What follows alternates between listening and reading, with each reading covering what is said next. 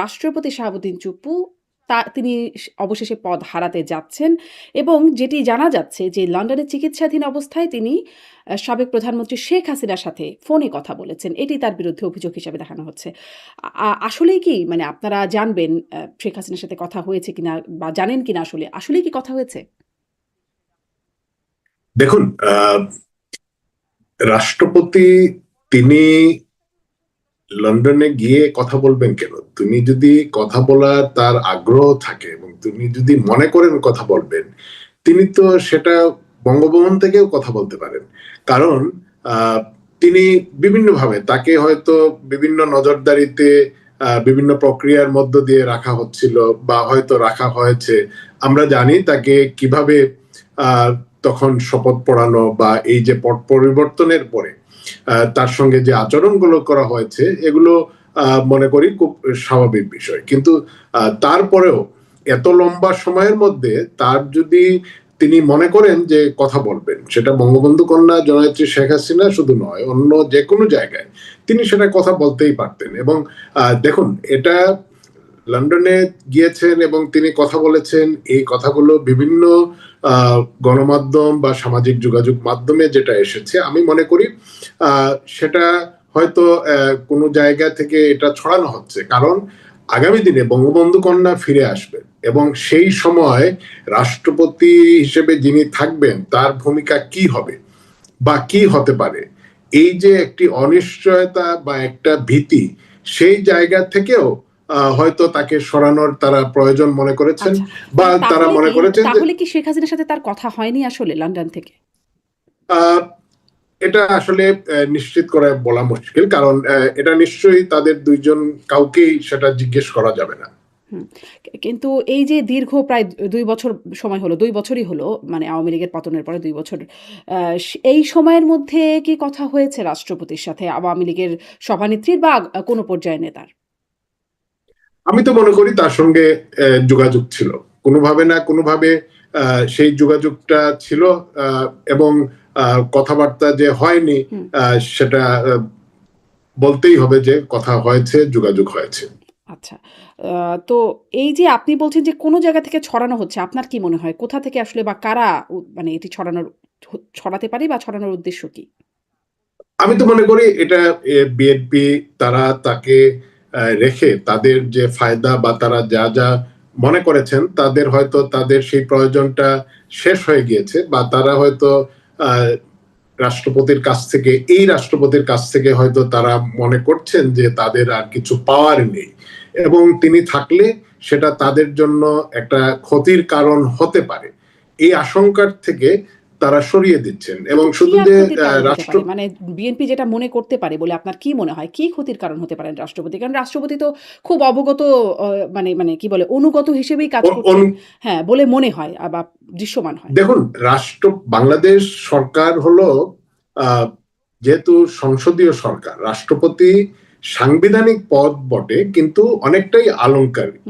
তো এই কারণে তিনি এখন যে দায়িত্ব পালন করেছেন বা যেটা করেছেন, আমি আগেই বলেছি যে বঙ্গবন্ধু কন্যা বা আওয়ামী লীগ সরকারের পরিবর্তনের পরে তার পাশে আমরা যেভাবে আমরা দেখেছি 3 বাহিনীর প্রধানরা গিয়েছেন এবং তার পাশে দাঁড়িয়ে তাকে দিয়ে যে ঘোষণাগুলো দেওয়ানো হয়েছে, তো এই পরিপ্রেক্ষিতে আবার যে এই ধরনের একটা পরিস্থিতি বা উদ্ভূত পরিস্থিতি তৈরি হবে না। আপনি একটা জিনিস দেখুন, সরকার পরিবর্তনের পরে 3টা পদ কিন্তু গুরুত্বপূর্ণ ছিল: রাষ্ট্রপতির পদ, প্রধান বিচারপতির পদ, স্পিকারের পদ।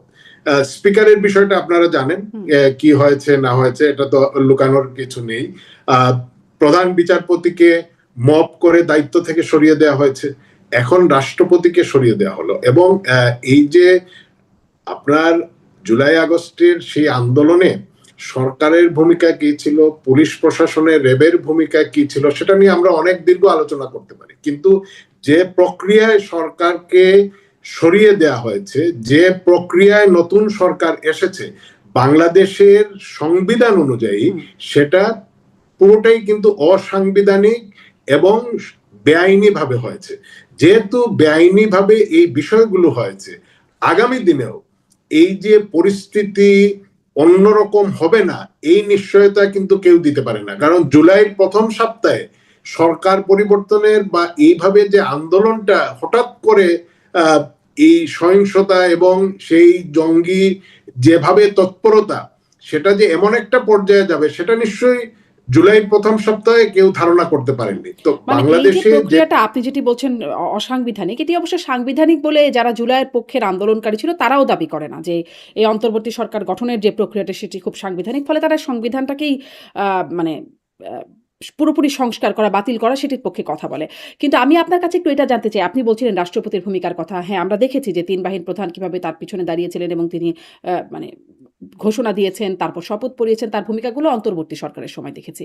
কিন্তু তিনি তো মূলত আওয়ামী লীগ সরকারের নিয়োগ করা, একদম যদি বলি শেখ হাসিনার নিয়োগ করা তিনি রাষ্ট্রপতি, এবং তিনি ছাত্রলীগ করা একজন ব্যক্তি, যিনি নিজেই বলেছেন এবং প্রচণ্ড রকমের শেখ হাসিনার অনুগত ছিলেন। শেখ হাসিনার পায়ে ধরে সালাম করার সেই ছবিও তার খুব এসেছিল। পরবর্তীতে তো ওই অবস্থান দেখলাম, কিন্তু তারপরে যখন বিএনপি সরকার আসলো তখন তো লিখিত বক্তব্যে আওয়ামী সরকারকে ফ্যাসিস্ট, স্বৈরাচার ইত্যাদি বলেছেনই, সেটি না হয় লিখিত বক্তব্য, কিন্তু এমনকি গণমাধ্যমে দেওয়া সাক্ষাৎকারেও তিনি বলছেন যে মানে যেখানে আগে তিনি বলেছিলেন বেগম জিয়া, মানে জিয়াউর রহমান, তারপরে এরশাদ, তারপরে বেগম জিয়া, তাদের আমলে কিভাবে মুক্তিযুদ্ধের চেতনা তছনছ হয়েছে বলে তিনি ঘোষণায় বলছিলেন, তার ভাষণে বলছিলেন, সেখান থেকে এসে তারেক রহমানের ভূয়সী প্রশংসা করছেন, কিভাবে মুক্তিযোদ্ধার সন্তান হিসেবে তিনি কিভাবে দেশ পরিচালনা করবেন সেটা নিয়ে তার মুগ্ধতার কথা বলছেন, একদম গদগদ প্রশংসা আর কি যাকে বলে, সেটা দেখাচ্ছেন। আসল চেহারা কোনটা রাষ্ট্রপতির? আপনাদের সময় যেটা দেখতাম সেটা, নাকি বর্তমান সময়ে যেটা দেখলাম সেটা? অন্তর্বর্তীকালীন সময়ে না হয় তাকে বাধ্য করে করানো হয়েছে। আহ, দেখুন শারমিন, আপনি যে কথাগুলো বলেছেন আপনার প্রত্যেকটি কথার সঙ্গে দ্বিমত করার কিন্তু কোনো সুযোগ নেই। কিন্তু এই জায়গায় যে কোনো মানুষ বা ব্যক্তি তিনি কিন্তু সঠিক সময়ে সঠিক কাজ করবেন, অনেক সময় সেটা নীতি নৈতিকতা সাহসিকতা সেটা প্রদর্শন করতে পারেন না। আমি মনে করি বাংলাদেশের সংবিধান অনুযায়ী আমরা মহামান্য রাষ্ট্রপতি হিসেবে তাকে সম্বোধন করতে পারি। তিনি এই পদটির প্রতি অসম্মান করেছেন, আমি শুধু এটুকুই বলতে পারি। আচ্ছা, তিনি এই পদটির প্রতি অসম্মান করেছেন, কিন্তু আসলে কোনটি তার আসল চেহারা সেটি আপনিও স্পষ্ট নন। দেখুন, আহ, আমি তো বললাম যে তিনি, কারণ আপনি কখনোই দ্বিচারিতা করতে পারেন না, এটা যে কোনো ভাবে নীতি নৈতিকতার বাইরে। হুম। তিনি তার দীর্ঘ রাজনৈতিক তার যে ইতিহাস আমরা জানি, পরবর্তীতে তিনি দুদকের দায়িত্বপ্রাপ্ত একজন ব্যক্তি ছিলেন, তারপরে রাষ্ট্রপতির দায়িত্ব তিনি পেয়েছেন। তো এখন পর্যন্ত তার যে ভূমিকা, সংবিধান তো সবার জন্যই সমান। সংবিধান যেভাবে রাষ্ট্রপতির জন্য, প্রধানমন্ত্রীর জন্য, একজন সংসদ সদস্যের জন্য, সাধারণ নাগরিকের জন্য, সেনাবাহিনীর জন্য, সকলের জন্যই সমান। এবং সংবিধান, আপনি আপনার কিছুক্ষণ আগে একটি মন্তব্য করেছিলেন যে যারা সেই জুলাই আগস্টের আন্দোলনের সঙ্গে ছিল তারা সংবিধান মানেন না। হ্যাঁ, তারা তো শুধু সংবিধান কেন, তারা স্বাধীনতাও তো মানেন না। স্বাধীনতা, সেই মুক্তিযুদ্ধের শহীদের সংখ্যা মানেন না, যা মা বোনদেরকে ধর্ষণ করা হয়েছিল যে সংখ্যা, সেগুলোকে তারা মানেন না। জাতীয় সঙ্গীতের প্রতি তারা সম্মান প্রদর্শন করেন না। তারা তো অনেক কিছুই মানেন না, এখনো মানছেন না, ভবিষ্যতেও তারা মানবেন না। তো এটা, এই যে যারা না মানেন এবং এই যে রাষ্ট্রপতির যে আচরণ, এটা আমি মনে করি সংবিধানের প্রতি, সংবিধানকে রক্ষা করার জন্য সাংবিধানিক যে পদগুলো, যে দায়িত্ব অর্পণ করা হয়, সংবিধান তাদেরকে যে দায়িত্বটা অর্পণ করে বা জাতির যে প্রত্যাশা থাকে, সেই প্রত্যাশা পূরণে তিনি ব্যর্থ হয়েছেন। জি। এইটা অবশ্য পুরনো কথা, কিন্তু আপনি যেহেতু ব্যর্থতার কথা বলছেন, সংবিধানের মোড়কে আপনারাও কি জনগণের ভোটাধিকার থেকে বঞ্চিত করা, বা জনগণের ভোটাধিকার যেটি আসলে সাংবিধানিক তাদের অধিকার, সেখান থেকে আপনারা মানে সেই সাংবিধানিক সেই জায়গাটি অক্ষুণ্ণ রাখতে আপনারাও কি ব্যর্থ হন নাই? বা আপনারা কি আসলে সেটিকে ভুলণ্ঠিত করেন নাই?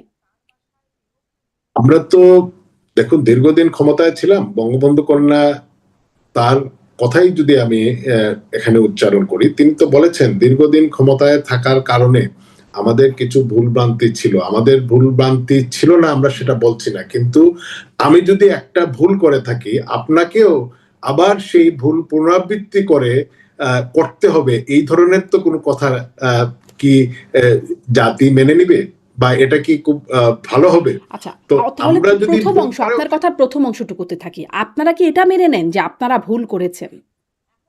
হ্যাঁ, আমরা দীর্ঘদিন ক্ষমতায় ছিলাম। আমাদের এই দেশের অর্থ সামাজিক অবস্থা দেখুন 2006-7 কোথায় ছিল, 2024-25 মানে 25 তো না, 23-24 কোথায় এসে দাঁড়িয়েছিল। তো আমাদের অনেকগুলো ভালো কাজ ছিল, এবং দীর্ঘ সময় ক্ষমতায় থাকার কারণে আমাদের কিছু ভুল ভ্রান্তি তো নিশ্চয়ই ছিল, কারণ মানুষ মাত্রই তো ভুল হয়। আচ্ছা, এটা কি ভুল? মানে মানুষ মাত্রই ভুলের মতো একটা ভুল, সাধারণ ভুল? মানে মানুষকে মানে এক টার্মের পর আরেক টার্ম, তারপরে আরেক টার্ম, এরকম তাদেরকে ভোটাধিকার থেকে বঞ্চিত করা, এটা কি একটা সাধারণ মানুষ মাত্রই ভুল? না, আপনি দেখুন, আমি খুব স্পষ্ট ভাবেই কথা বলি। আপনি আহ, কি একটার পর একটা কোনটার কথা বলবেন? আপনি 2008-এর নির্বাচন, 2014-এর নির্বাচন, 18-র নির্বাচন, 24-এর নির্বাচন, আপনি তো এক কাতারে নিলে হবে না। না। এই যে ইউনূস সাহেব যে মেটিকুলাস ডিজাইনের কথা বলেছেন, দেখুন বঙ্গবন্ধু কন্যার সবচেয়ে বড় যে ইমেজ এবং তার সবচেয়ে বড় যে অর্জনটা ছিল, তিনি দেশে ফিরে এসে মানুষের রাজনৈতিক অধিকার এবং ভোটাধিকার এই আন্দোলনের জন্য নেতৃত্ব দিয়েছেন, এবং তিনি সফল হয়েছেন। তো এই জায়গায় তার ভাবমূর্তিকে নষ্ট করার জন্য নিঃসন্দেহে যারা তার ভাবমূর্তি নষ্ট করার জন্য নির্বাচনে বিভিন্ন অনিয়ম করেছে, আওয়ামী লীগ ক্ষমতায় ছিল, আমরা ক্ষমতায় ছিলাম, আমরা এই দায় এড়াতে পারি না, এই দায় এড়ানোর কোনো সুযোগ নেই।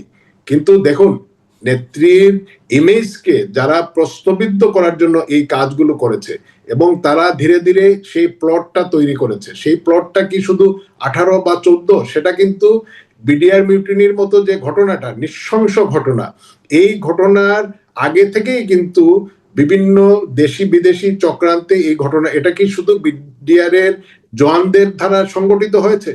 তারা কি এতই সাহসী ছিল যে বিডিআর এর অফিসারদেরকে হত্যা করবে, তাদের পরিবারকে নির্যাতন করবে? এবং আপনি দেখুন, সেই সময় সেই ঘটনার সঙ্গে যারা জড়িত ছিল, দোষী সাব্যস্ত হয়েছিল, তাদেরকে বিএনপি ক্ষমতায় এসে ইউনিয়স অবৈধভাবে ক্ষমতা দখল করে তাদেরকে একে একে সকলকে কিন্তু জেল থেকে ছেড়ে দিল।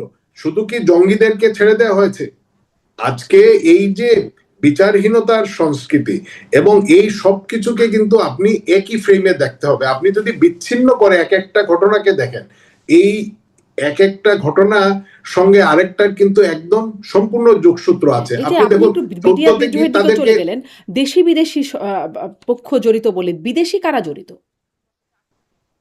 বিদেশি, এটা এই যে বিদেশি কারা জড়িত, সেটা তো বিদেশি গণমাধ্যমে বিভিন্ন আন্তর্জাতিক রাজনৈতিক বিশ্লেষক যারা, তারা কিন্তু দেশে দেশে কারা জাতীয়তাবাদী শক্তিগুলোকে ধ্বংস করতে চায়, কারা বিভিন্ন মহাদেশে জাতীয়তাবাদী জনপ্রিয় নেতাদেরকে বা যারা তার দেশের জনগণের অধিকার নিয়ে কথা বলেন, তাদেরকে কিভাবে হত্যা করতে চায়, নির্বাসনে দিতে চায়, রাজনীতি থেকে দূরে সরিয়ে দিতে চায়, এবং তাদের পছন্দের পাপেট গভর্নমেন্ট নিয়ে আসতে চায় ইউনূস মার্কা, এটা কিন্তু সবাই জানে।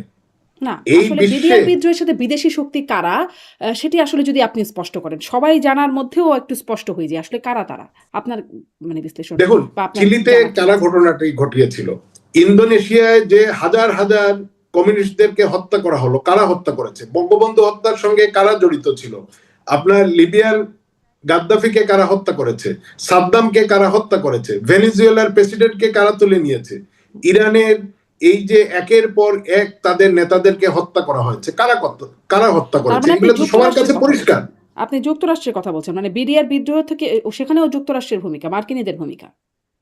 নিশ্চয়ই, আমরা সেটা হয়তো প্রমাণ আমাদের কাছে নেই, কিন্তু এই প্লট গুলো তৈরি করা হয়েছে, কারা তৈরি করেছে, কারা অর্থায়ন করেছে? মার্কিনীরা নিজেরাই তো বলেছে যে তারা বাংলাদেশে রেজিম পরিবর্তনের জন্য অর্থ দিয়েছে। কিন্তু ট্রাম্প নিজে কিন্তু বলেছেন আবার এই টাকাটা কার কাছে সাবেক গেল। প্রধানমন্ত্রী শেখ হাসিনা তিনি সাক্ষাৎকারে যে লিখিত সাক্ষাৎগুলো দিচ্ছিলেন সাউথ চায়না মর্নিং পোস্ট বা রাশিয়ার কোনো গণমাধ্যমে দেওয়া একটা সাক্ষাৎকারে তিনি বলেছেন যে মার্কিনীদের ভূমিকার ব্যাপারে তিনি সেইখানে তিনি ডিনাই করছেন, যেখানে তিনি আগে বলতেন যে মার্কিনীরা চায় নাই বলেই তিনি ক্ষমতায় থাকতে পারেন নাই বা তাকে ক্ষমতা ছাড়তে হয়েছে, সেখানে তিনি কিন্তু বলছেন যে এরকম কোনো প্রমাণ নাই যে মার্কিনীরা ভূমিকা রেখেছে বা মার্কিনীদের না, হাত ছিল।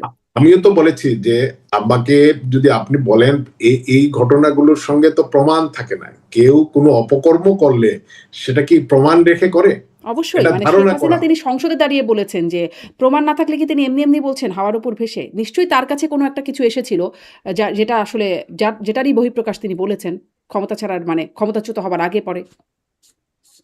দেখুন, আমাদের আজকে তেল গ্যাস কার কাছে গেল? আমাদের আধিপত্যবাদের বিরুদ্ধে আমাদের দেশে তো সেই আন্দোলনের সময় বলা হয়েছিল, কৌটার কথা বলা হয়েছিল, বঙ্গবন্ধুর বাংলায় বৈষম্যের ঠাঁই নাই বলা হয়েছিল, কিন্তু 5ই অগাস্টেই তো 32 নম্বরে গিয়ে আক্রমণ করা হলো, বঙ্গবন্ধু ভাস্কর্য ভেঙে ফেলা হলো, মুক্তিযুদ্ধের বিভিন্ন স্মৃতি স্তম্ভে আঘাত করা হলো। তো এই যে বিষয়গুলো আপনি দেখুন, এইখানে আজকে আমাদের দেশে যে চুক্তিটা হলো আমেরিকার সঙ্গে, এই চুক্তিতে বাংলাদেশের কোন স্বার্থটা সংরক্ষিত হয়েছে? সেটা কৃষক হোক, শিল্পপতি হোক, সাধারণ মানুষ বা ভোক্তা হোক, প্রত্যেকেই কিন্তু আজকে একটা ঝুঁকির মধ্যে পড়েছেন। ওষুধ শিল্প বলেন, গার্মেন্টস বলেন, এমনকি আপনি যে শুধুমাত্র ক্ষমতায় থাকার জন্য আপনার অসাংবিধানিক, বেআইনি ভাবে, অমানবিক ভাবে দেশের মানুষকে বিভিন্ন ভাবে ধোঁকা দিয়ে আপনারা যত অপকর্ম করেছেন, সব অপকর্ম থেকে প্রথমে তো ইন্ডেমনিটি দিয়েছেন সেই সমস্ত জঙ্গিদেরকে যারা সাধারণ মানুষকে হত্যা করেছে, সরকারি সম্পত্তি ধ্বংস করেছে, পুলিশকে হত্যা করেছে, জ্বালিয়ে মেরেছে, 450 থানা থেকে অস্ত্র লুট করে নিয়েছে, তাদেরকে ইন্ডেমনিটি দিলেন এবং নিজের ইন্ডেমনিটির জন্য যে চুক্তিটি করলেন, সেই চুক্তি করার পরে বাংলাদেশের ব্যবসায়ী বা সাধারণ মানুষের কোন কাজে আসলো? আপনি সেই সময় বলেছিলেন, এই আসিফ নজরুলদের মতো আরো অনেকেই বলেছিলেন যে ভারতের আধিপত্য, ভারতের 26 লক্ষ মানুষ কাজ করে, ভারতের সঙ্গে বিভিন্ন গোলামি চুক্তি হয়েছে।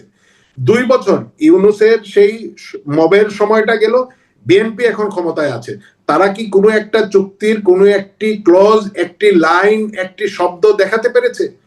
আওয়ামী লীগ বা বঙ্গবন্ধু কন্যা জয়ন্তী শেখ হাসিনা আমাদের প্রধানমন্ত্রী, তিনি যে কোনো দেশের সঙ্গে বাংলাদেশের স্বার্থ বিরোধী কোনো চুক্তি করেছেন, কোনো কাজ করেছেন? আজকে আপনার কিছু খুব যে খোলাসা করেছে সেটা আসলে হয় নাই, কিন্তু আপনার যে অবস্থানটা যে মার্কিন দোষারোপ একটা জায়গা আছে, আমি এখান থেকে আসলে পরে প্রশ্নটা একটু তুলে রাখছি কারণ আগের অংশটাই শেষ হয়নি, যেটি যে শেখ হাসিনা ফেরার যে বার্তা দিচ্ছেন, মার্কিনিরা চায় নাই বলেই বা আমেরিকা চায় নাই বলেই তাকে পদচ্যুত হতে হয়েছে, এখন আমেরিকাকেই দোষারোপ করে বা আমেরিকা না চাইলে আপনারা ফিরতে পারবেন কিনা সেই প্রশ্নটা একটু পরের জন্য তুলে রাখলাম, কিন্তু কথা হচ্ছিল যে রাষ্ট্রপতির এখন পদচ্যুত হওয়ার ব্যাপারটা আসছে। আপনি বলছিলেন 3টা গুরুত্বপূর্ণ পোস্ট, আরও একটা গুরুত্বপূর্ণ পোস্ট সাংবিধানিক না হলেও সেনাপ্রধান, তিনি এবং রাষ্ট্রপতি তারা বহাল থেকে গেলেন আপনাদের ক্ষমতা হারানোর পরেও। সম্প্রতি আওয়ামী লীগের সাধারণ সম্পাদক ওবায়দুল কাদের একটা সাক্ষাৎকারে একটা ভার্চুয়াল বৈঠকে তিনি বলছিলেন যে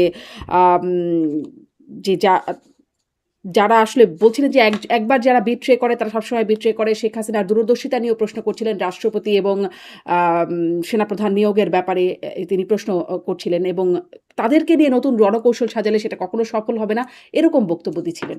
এই যে নতুন রণকৌশল সাজালে সফল হবে না, এই বার্তাটা বা এই সাবধান বাণীটা কেন দিচ্ছেন? এরকম কি কোনো রণকৌশল সাজানো হচ্ছে আসলে যেখানে রাষ্ট্রপতি এবং সেনাপ্রধান আছেন? দেখুন, কাদের ভাই প্রথমে যে কথাটি বলেছেন,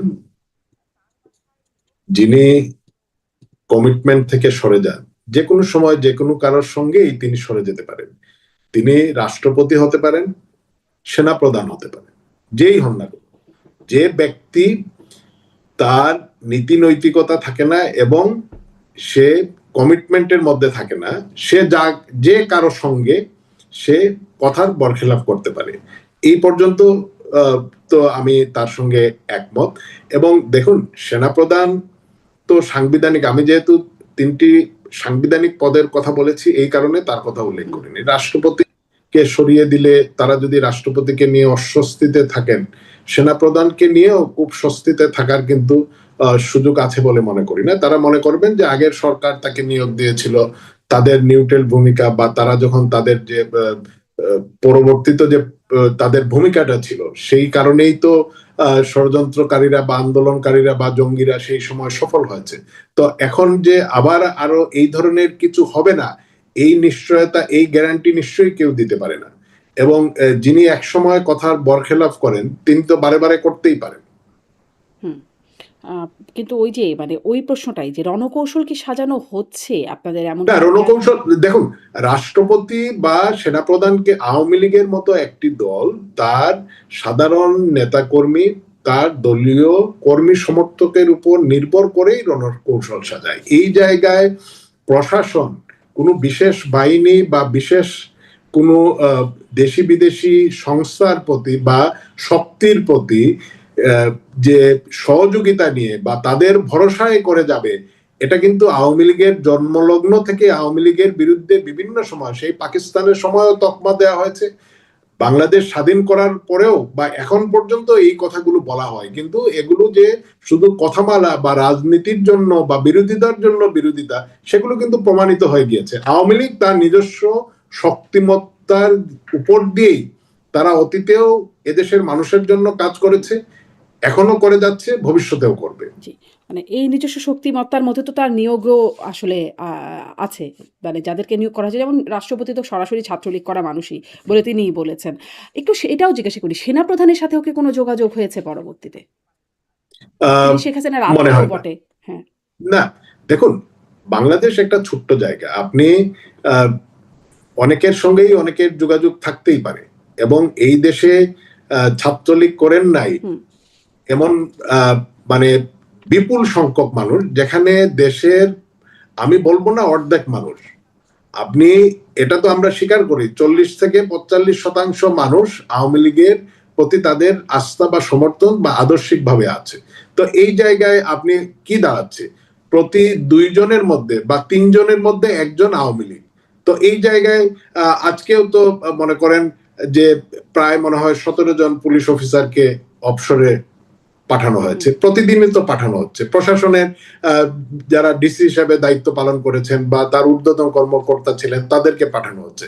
তো এটা কি শুধু ছাত্রলীগ করার কারণে, রাজনৈতিক প্রতিহিংসার কারণে? তো এভাবে যদি করতে হয়, তাহলে দেশের অর্ধেক মানুষকেই তো আপনার চাকরি বাকরি থেকে বাদ দিয়ে দিতে হবে। এই কাজগুলো তো হচ্ছে। আচ্ছা, আপনি একটু এটা বলেন, মানে আমাদেরকে, শেখ হাসিনা ফেরার ঘোষণা দিচ্ছেন ডিসেম্বরে এবং নেতা কর্মীরা সহ তিনি ফিরবেন বলে বলছেন। অবশ্য আওয়ামী লীগ নেতা জাহাঙ্গীর কবির নানক তিনি বলছেন কিছু কথা জাহেরে, কিছু কথা থাকে বাতেনে। মানে কিছু কথা প্রকাশ্যে বা দৃশ্যমান, কিছু কথা অপ্রকাশ্যে বা অদৃশ্য অবস্থায় থাকে বলে তিনি বলছেন। সব কথা বলা যাবে না। সব না হয় নাই বললেন, কিন্তু আপনাদের এই যে রণকৌশল সাজানোর বিষয়টা, সেটা আসলে কেমন? কি প্রক্রিয়ায় তিনি আসলে দেশে ফিরবেন?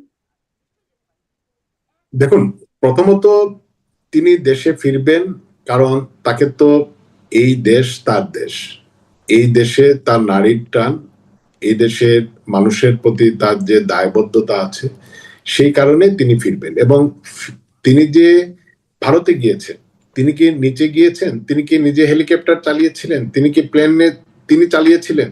সেই সময় যারা দায়িত্বে ছিলেন বিমান বাহিনীর, সেই সময় সেনাবাহিনীর যারা দায়িত্বে ছিলেন, তারা তো এখনো আছেন। এই যে তাকে যেভাবে গণভবন থেকে তাকে সামরিক হেলিকপ্টারে করে এবং পরবর্তীতে সামরিক বিমানে করে তাকে দেশের বাইরে নিরাপত্তার কথা বলে তারা দিয়ে রেখে আসলেন, সেই সমস্ত অফিসাররা তো বহাল আছেন। তারা কার নির্দেশে সেই কাজটা করেছেন? এখন কার বঙ্গবন্ধু নির্দেশে কন্যা করেছেন? ফিরে মানে আসে। শেখ হাসিনা তো নিজেই ভারতকে অনুরোধ করেছিলেন যে তাকে মানে তিনি যাবেন সেই বিষয়টি, এবং এই বিষয়টি সংসদে বলেছেন ভারতের পররাষ্ট্রমন্ত্রী জয়শঙ্কর। দেখুন, এটা কিন্তু একটি সামরিক চ্যানেলে যোগাযোগের মাধ্যমে তারপরে তার সম্মতিতে সেটা করা হয়েছে, কিন্তু সেই প্রক্রিয়াটার সঙ্গে কিন্তু সেই সময় পুরোপুরি সামরিক বাহিনী জড়িত ছিলেন। এটা কিন্তু খুব পরিষ্কার।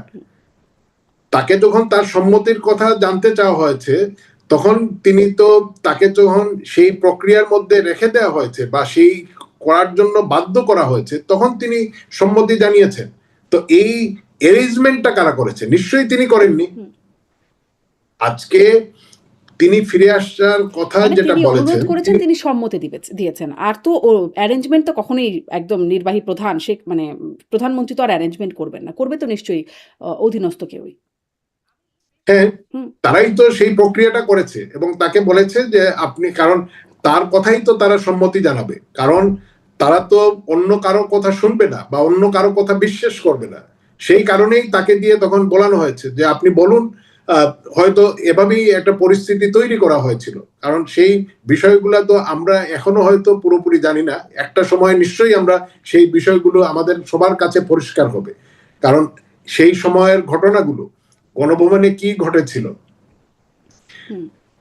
অন্যান্য জায়গায় যে ক্ষমতার কেন্দ্রগুলো সেখানে কি ঘটেছিল বা কিভাবে সেই প্রক্রিয়াগুলো হয়েছিল, কারা উত্তরা থেকে মিছিলগুলো আসার জন্য উৎসাহিত করেছিল, ঢাকায় ঢুকার বিভিন্ন পয়েন্টগুলো কারা খুলে দিয়েছিল, কেন খুলে দিয়েছিল, পুলিশকে কারা দায়িত্ব পালন থেকে সরিয়ে দিয়েছিল, সেই বিষয়গুলো নিশ্চয়ই একসময় খুব পরিষ্কার ভাবেই সামনে আসবে। এখন ধরেন যতটুকু এখন পরিষ্কার হয় সেটি হচ্ছে পররাষ্ট্রমন্ত্রী, ভারতের পররাষ্ট্রমন্ত্রীর সংসদে দাঁড়িয়ে বক্তব্য যে শেখ হাসিনা অনুরোধ করেছেন এবং শর্ট সময়ের মধ্যেই তাকে ভারতে নিয়ে যাওয়া হয়েছে, তারা অনুমতি দিয়েছেন, এরকম একটা বিষয় এতটুকু পাওয়া যায় ভারতের পক্ষ থেকে। আর ধরেন ৪ আগস্ট রাতে শেখ হাসিনার সাথে ডক্টর হাসান মাহমুদ তৎকালীন পররাষ্ট্রমন্ত্রীর যে কথোপকথন, তখনও শেখ হাসিনাকে বলতে শোনা যায় এই দেশে আর না। তিনি এরকম একটা কথা বলছিলেন, মানে পুরো কথোপকথনের একটা অংশ আমি বললাম। ফলে মানে দেশ যে ছাড়বেন এটি তো মোটামুটি মনে হয় সেই কথোপকথন বা পরের না অনুমতির অপেক্ষা শারমিন, করে দেখুন, আছে। কোনো বাক্যাংশের একটা লাইন দিয়ে আসলে পুরো অর্থ বের করার কোনো সুযোগ নেই, এটা কোনো সুযোগ নেই। এটা আমি বলছি না যে জামাতের নেতৃবৃন্দ যেভাবে বলেন যে বিভিন্ন অঘটনের পরে এআই দিয়ে করা, আমি এআই এর কথা বলবো না।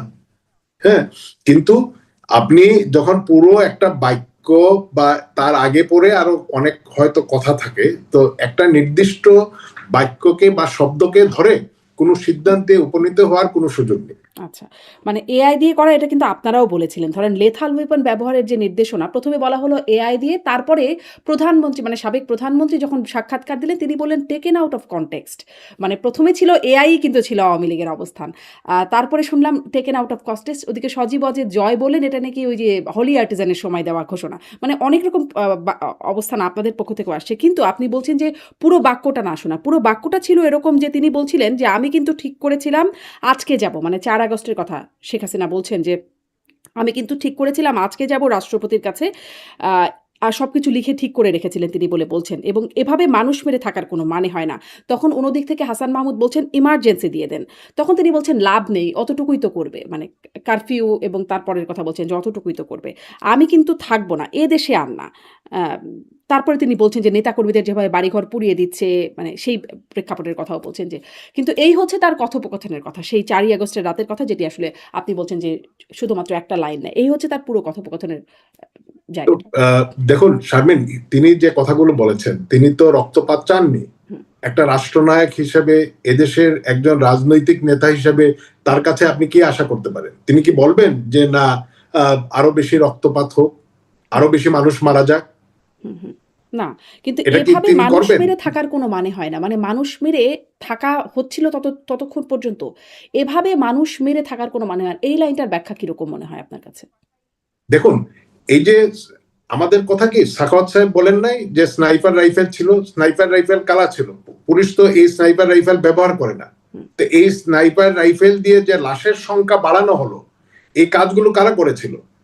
মেট্রোতে কারা আগুন দিয়েছে? পুলিশকে কারা হত্যা করেছে? হুম, হুম। এই যারা হত্যা করেছে, যারা থানায় অস্ত্র লুট করেছে, তারা কিন্তু বলেছেন বিএনপির নেতৃত্ব, ব্রিগেডিয়ার সাখাওয়াত জামাতের বলেছেন নেতৃবৃন্দ। 7.62 এটা আ পুলিশের কাছে আছে, সাধারণ মানুষের কাছে থাকার কথা না। কিভাবে গেল তিনি সেই প্রশ্নটা করেছিলেন। না, সেটা তিনি বলেননি। তিনি দুইটা জায়গায়, একবার নয়। ২ বার তিনি বলেছেন, হ্যাঁ।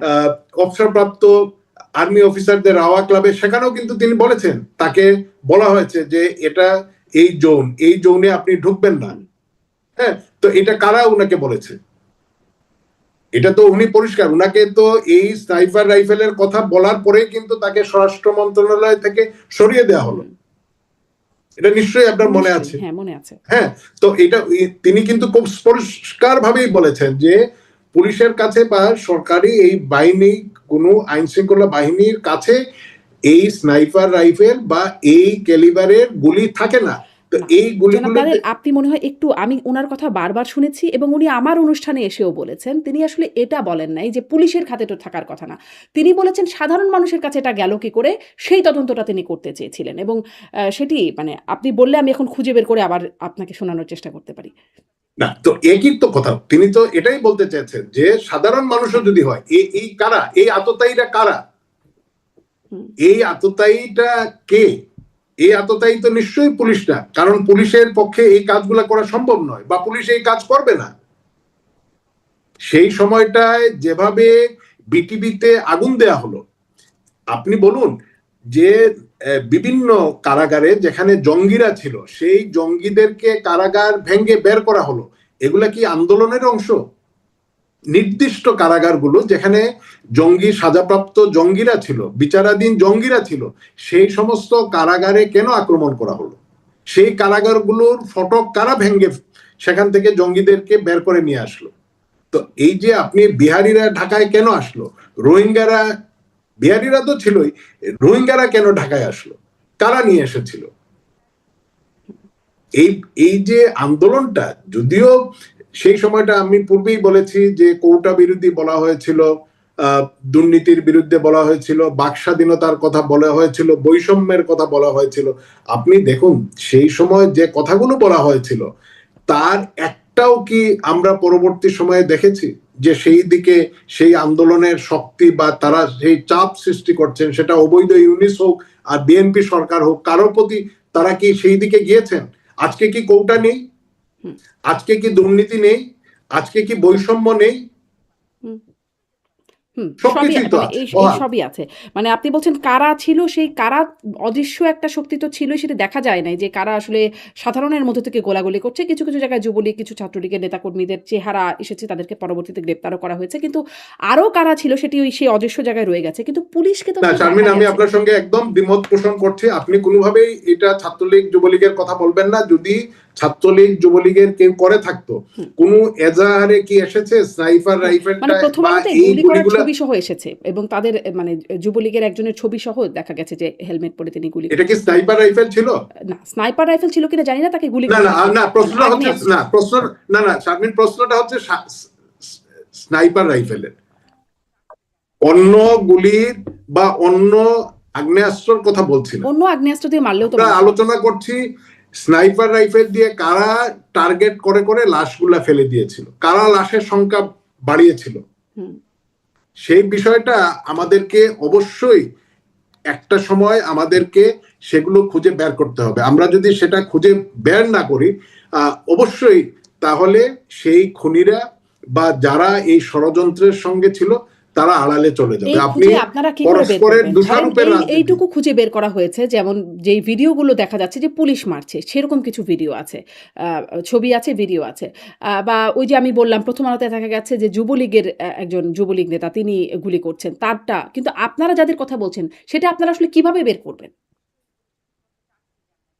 আমরা তো বিভিন্ন ফুটেজ, এবং সেই সময় ফুটেজ তো সবার কাছেই আছে, সেই সময় সেই ফুটেজগুলো আপনি দেখুন। সেই যে আপনার বলা হচ্ছে যে পুলিশের গুলিতে মারা গেল, শহীদ হলো, কিন্তু আসলে তার সে কি পুলিশের গুলিতে মারা গিয়েছে, না রাবার বুলেট তার গায়ে লেগেছে? তার গায়ে তো কোনো গুলির চিহ্ন ছিল না, কোনো রক্তের দাগ ছিল না। তার পরিবার বলেছে সেই সময়টায় যে তাকে দীর্ঘক্ষণ, সে যখন আহত হলো তাকে কয়েক ঘন্টা বাইরে কোথায় ছিল তার পরিবার জানে না, তারপরে তাকে হসপিটালে মুমূর্ষু অবস্থায় নেওয়া হলো, সে মারা গেল। তো এই যে অবস্থা বা এই পরিস্থিতিগুলো কারা তৈরি করেছিল? আমরা বায়বীয় ভাবে বা এই যে দোষারোপের বা নিজেরা নিজেদেরকে রক্ষা করার জন্য আমরা এক পক্ষ আরেক পক্ষের উপরে এই দোষগুলা দিচ্ছি। এই যে আজকে যে মানুষগুলো মারা গেল তাদের তো পরিবার আছে, তারা কারো না কারো সন্তান, কারো না কারো ভাই, কারো পরিবারের অংশ, তারা তো আমাদেরই দেশের সন্তান। এতগুলো মানুষ মারা গেল, কেন মারা গেল, কারা এদেরকে হত্যা করলো? আমরা তো এই বিচারটা চাই।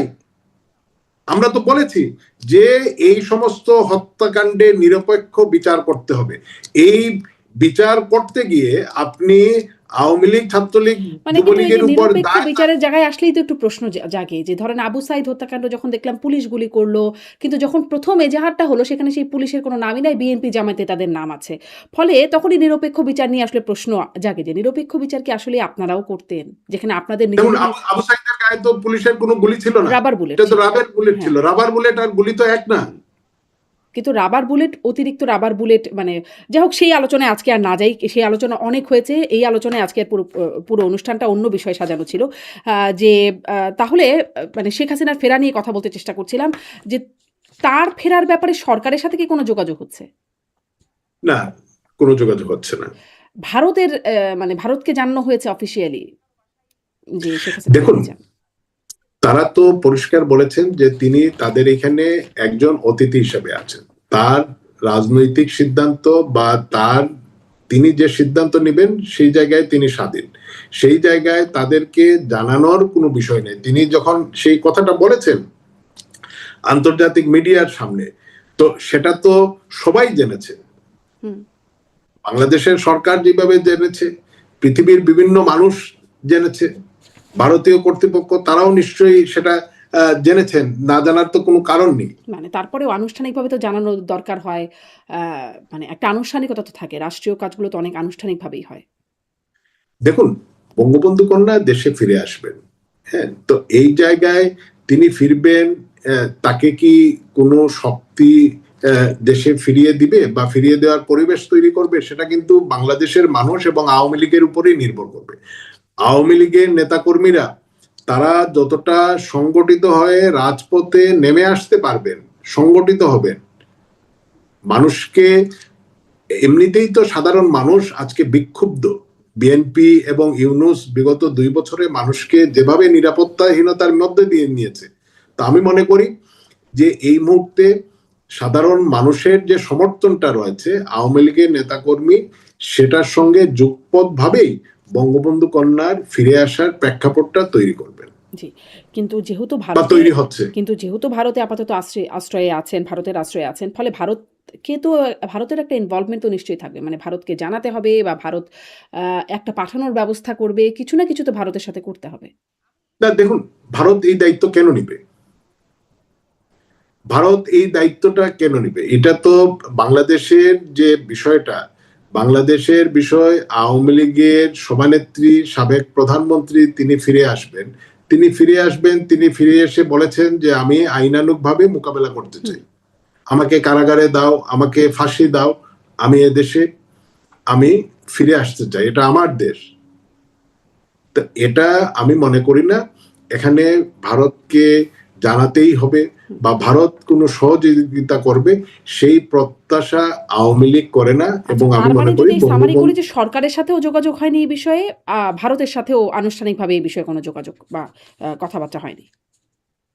না, কথা হয়নি। এবং তিনি যে ফিরে আসার বিষয়টা তিনি মিডিয়ায় বলেছেন, নিশ্চয়ই তারা সেখান থেকে শুনেছেন এবং তারা যদি মনে করেন তারা হয়তো পরবর্তীতে ওনার সঙ্গে আলোচনা করেছেন এই বিষয়ে, করতে পারেন। কিন্তু তিনি তার যে অভিপ্রায়টা তিনি সেটা ব্যক্ত করেছেন। আচ্ছা।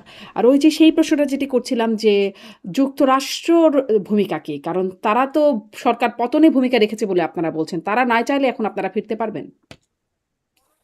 দেখুন, অনেক সময় তো অনেক সিদ্ধান্ত পরিবর্তন হয়।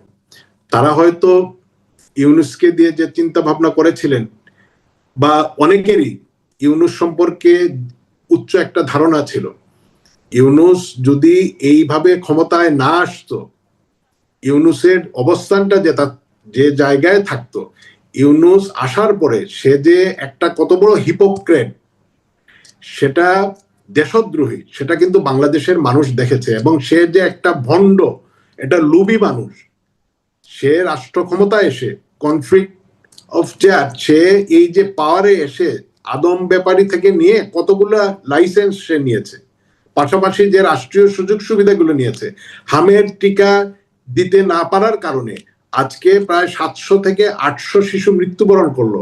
এই দায়টা কে নিবে? এই যে আপনি নিশ্চয়ই আপনি অনেক ফুটেজের কথা বললেন, এই ইউনুসের, সে শান্তিতে নাকি বিশ্ব নোবেল পেয়েছিল। সে কি বলেছে? মবকে কিভাবে উস্কে দিয়েছে যে আপনার গ্রামে, আপনি এসে এখানে বলছেন আপনার গ্রামেও তো তারা আছে। দেখেছি। তার মানেটা কি? তার মতো একটা বয়স্ক মানুষ এইভাবে উস্কানি দিতে পারে, বা সে যে এত লোভী, এটা কি কেউ ধারণা করতে পারতেন? জি, তো দেখুন, এই বক্তব্যটা শুনেছি আমি। ডক্টর মোহাম্মদ ইউনূস এভাবে বলছেন সেটা আমি শুনেছি। কিন্তু ধরেন আমরা সম্প্রতি ওবায়দুল কাদেরকে যেটা শুনলাম যে ভায়োলেন্সের জবাবে ভায়োলেন্স করতে হবে, রক্তের বদলে রক্ত শপথ নিচ্ছেন। যে চোখের পানি অনেক ফেলেছি, এখন শপথ নিচ্ছি যে ভায়োলেন্সের বদলে, এটা একটা ভার্চুয়াল বৈঠকেই বা ভার্চুয়াল সভাতেই তিনি বলেছেন। আ এটি আসলে কি এটা আসলে কিরকম বার্তা? বা দেখুন, আমি বা সেটা শুনিনি, সাবেক যেহেতু আমি প্রধানমন্ত্রীও শুনিনি, বলেছেন আমি যে দেখে নেবার ব্যাপারটা। আমি যেটা শুনিনি, আমি সেই বিষয়ে মন্তব্য করতে পারবো না।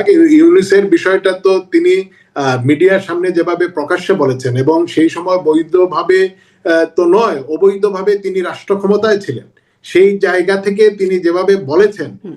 এটার সঙ্গে অন্য বিষয়ের আমি মনে করি এই মুহূর্তে তুলনা করে সেই বিষয়টাকে খাটো করার কোনো না, সুযোগ খাটো নেই। করার কিছু নাই। ওটাও তিনি বলেছেন, সেটা যেমন শুনেছি, ওবায়দুল কাদেরও বলেছেন সেটাও শুনেছি। মানে তার না, এই সেটা কি কোনো অ্যাপ্রোচটাকে মিডিয়া এসেছে? ভার্চুয়াল আমি কিন্তু শুনি নাই, আপনাদের বক্তব্য তো এখন আমি শুনি নাই, গণমাধ্যমের মেইনস্ট্রিম এ ওভাবে আসে না। কিন্তু সামাজিক যোগাযোগ মাধ্যমে পাওয়া যায়। আমি সেটা শুনি নাই, আচ্ছা, আমি শুনি নাই সেটা। আচ্ছা। আমি আপনাকে শোনাতে পারি। কদিন আগেও আরেকজন আওয়ামী লীগ অ্যাক্টিভিস্টকে শোনাচ্ছিলাম। কিন্তু মানে তিনি বক্তব্যটা এটাই দিয়েছেন যে ভায়োলেন্স এর বদলে ভায়োলেন্স, চোখের বদলে চোখ, রক্তের বদলে রক্ত। এখন এই শপথ নিচ্ছে আওয়ামী লীগ।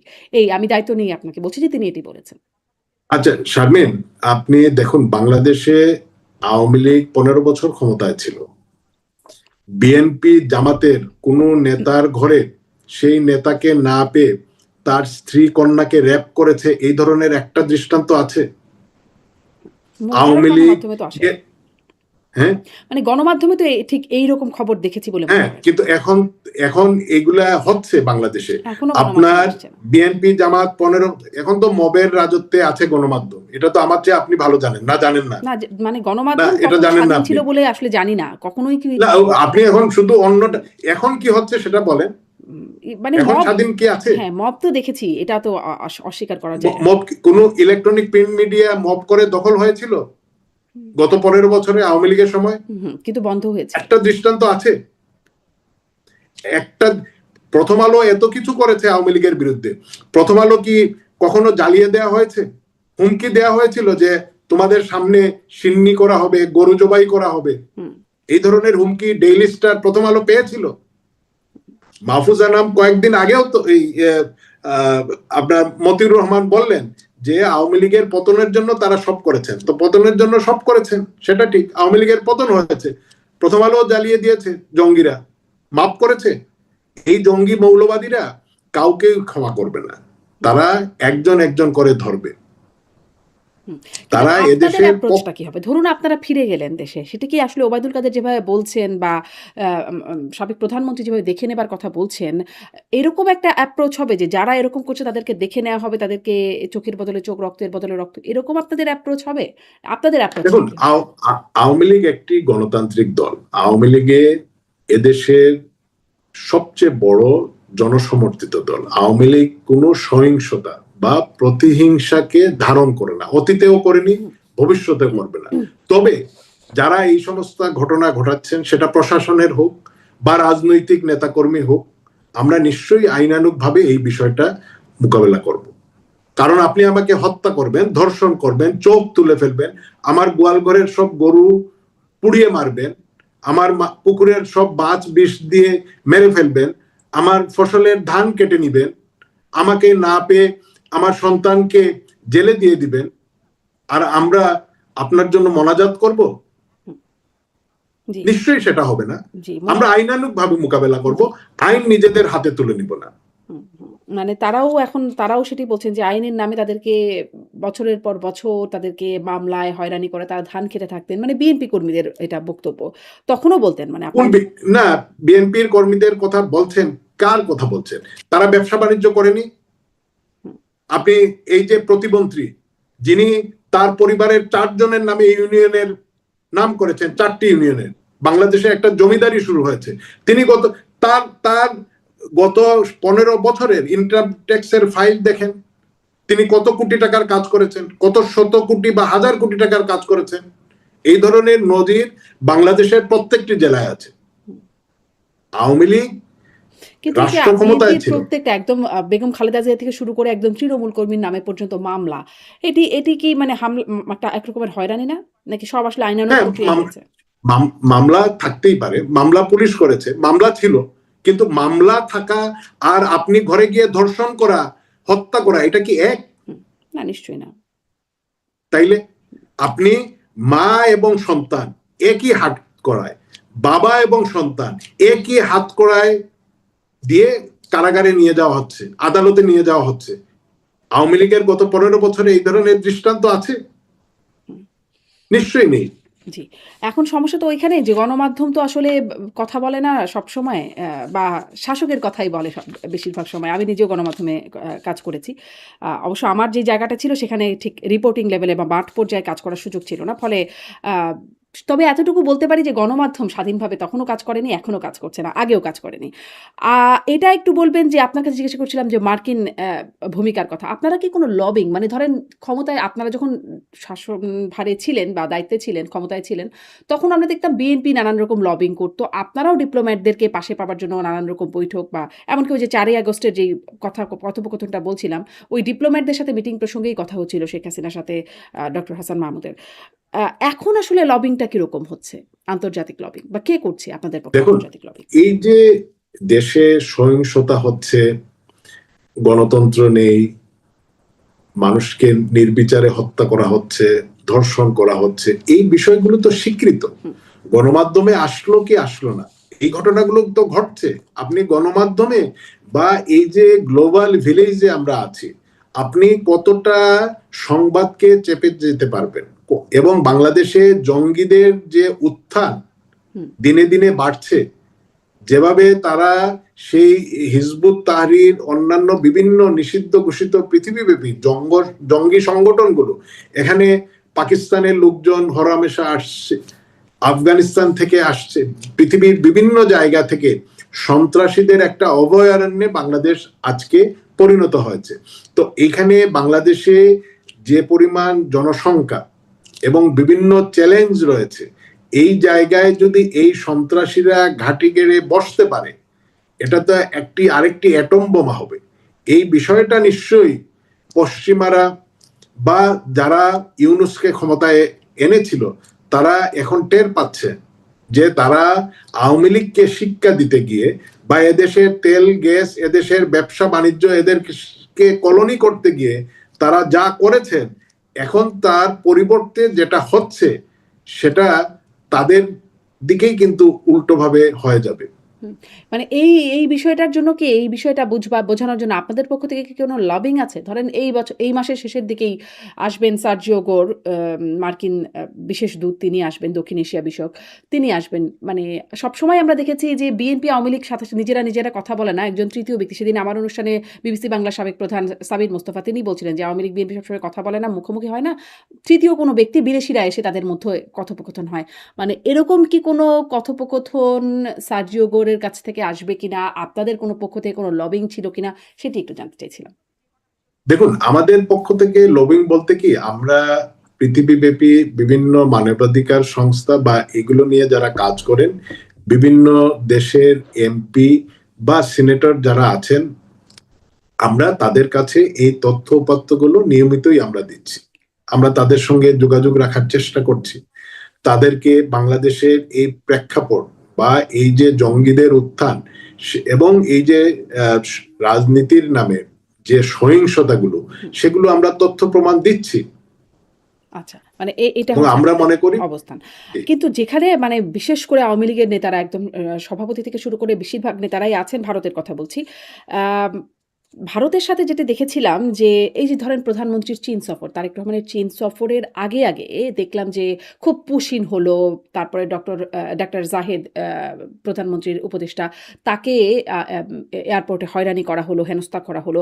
মানে এরকম একটা অ্যাপ্রোচ, যেগুলো আসলে সবগুলোকেই নেতিবাচকভাবে দেখার যথেষ্ট সুযোগ আছে। একটা নেতিবাচক অ্যাপ্রোচ দেখা যাচ্ছিল সরকারের প্রতি। কিন্তু চীন সফর শেষ হতেই বা চীন সফরের মধ্যেই ট্যুরিস্ট ভিসা উন্মুক্ত করে দেওয়া বা পুশিনটাও থমকে গেল চীন সফরের পরপর। আ তারপরে গত ১৫ জুলাই প্রধানমন্ত্রী প্রতিরক্ষা উপদেষ্টা ব্রিগেডিয়ার অবসরপ্রাপ্ত একেএম শামসুল ইসলাম, তিনি সাক্ষাৎ করেছেন অজিত দোভালের সাথে।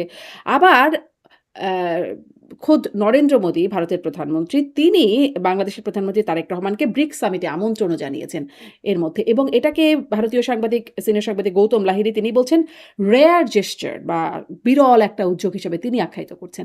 মানে ভারত খুব এই সরকারের সাথে ভারতের পক্ষ থেকে একটা তৎপরতা, মনে হচ্ছে সম্পর্ক উন্নয়নের তৎপরতা, এটি আপনাদের জন্য কেমন? দেখুন, ভারত আমাদের সবচেয়ে নিকট প্রতিবেশী, বৃহৎ প্রতিবেশী। তাদের নিরাপত্তা, তাদের রাজনীতির কারণে তারা কোনটা সিদ্ধান্ত নিবে সেটা একান্তই তাদের বিষয়। এখন নিকট প্রতিবেশী হিসেবে তারা যোগাযোগ রাখতেই পারে, তাদের পক্ষ থেকে সম্পর্ক উন্নয়নের অবশ্যই চেষ্টা থাকবে। আজকে ইউনিসেফ জমানায় আমরা দেখেছি, শিখেছি, শুনেছি যে ভারত আমাদেরকে ডিউ আনডিউ কতগুলো ধরনের সুযোগ সুবিধা দিত, যাতে করে আমাদের দেশের ব্যবসায়ীরা, আমাদের দেশের মানুষ উপকৃত হতেন। কিন্তু আমরা যখন ভারতের পতাকা, ভারতের ভিসা সেন্টার আক্রমণ করলাম, আবার তারা যখন ভিসা বন্ধ করে দিল, তারপরে আমাদের হাউতাস, আমাদের গণমাধ্যমের কথা বললেন না, নিউ মার্কেটের আশেপাশের অনেক হোটেলের ছবি, দোকানের ছবি, মার্কেটের ছবি দেখালো যে মানুষজন নেই। তো ভারত কি শুধু আপনার উপরে নির্ভর করে?